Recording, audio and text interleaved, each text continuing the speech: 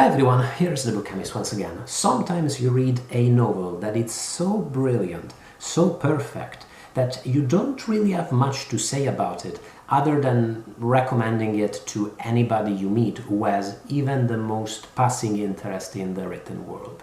These books, these types of perfect books, in my experience, tend to be very short, often quirky, and always unforgettable.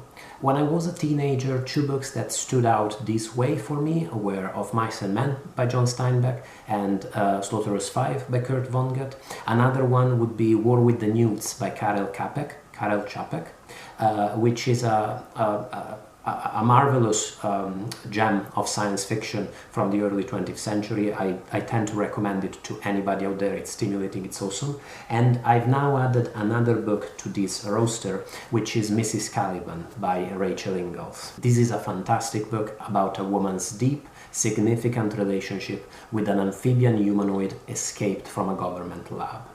If that sounds familiar, if it sounds like the plot of Guillermo del Toro's second most famous movie, it's because The Shape of Water borrows heavily from the plot of Mrs. Caliban.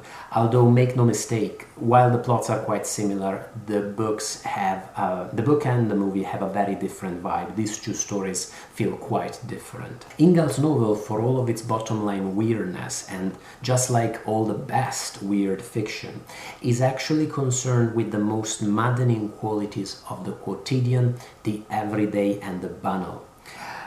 It is closer to me than to certain novels about suburban ennui, books such as Revolutionary Road by Richard Yates or The Ice Storm by Rick Moody, than to other stories of man-fish intercourse, such as, The Shadow of Innsmouth. At the heart of the novel is a woman, a protagonist, who is trying her best to cope with a stifling domestic situation, while also trying to cope, to deal with the half-processed trauma of a son who passed away recently, very young, a miscarriage, and a husband who, in the face of these tragedies, is growing increasingly distant. What makes Mrs. Caliban's uniquely beautiful is that, unlike those two novels that I mentioned before, which are great novels in their own terms, unlike those books, it doesn't spiral toward hysteria,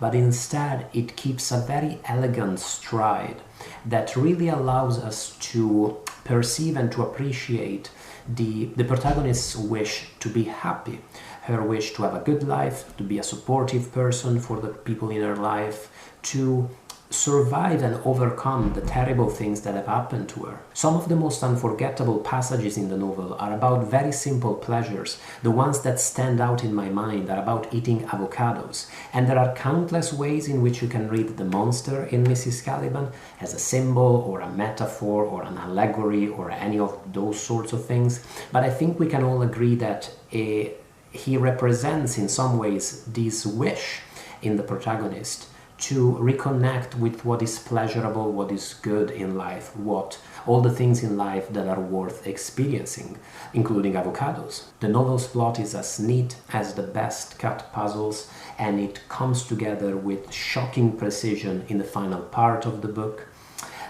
Its ending is as disarming and as shattering as it is ultimately satisfying, and the way the novel handles its supernatural elements feels very carefree, very instinctive, and for this reason both surprising and very natural, just absolutely perfect. I somehow had the impression that it was going to be a very smutty book, probably because I first heard of it in relation to The Peaches by Melissa Broder, which is a great novel, and that one is a fairly sticky read.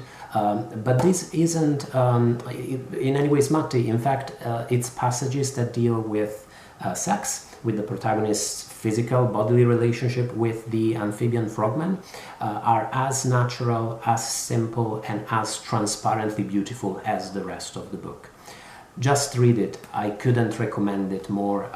It's a gem. I really loved it. Are you fans of Mrs. Caliban too? Is it a novel you've heard about? Is it actually as hidden a gem as I think it is? Let me know in the comments. As always, if you've read other of Ingalls' novels, I look forward to hearing what I should read next. And thank you so much for watching the review. Thanks especially to my patrons for supporting the YouTube channel. That's always awesome. And read Mrs. Caliban. I think you will really like it. Thanks again. Bye everybody.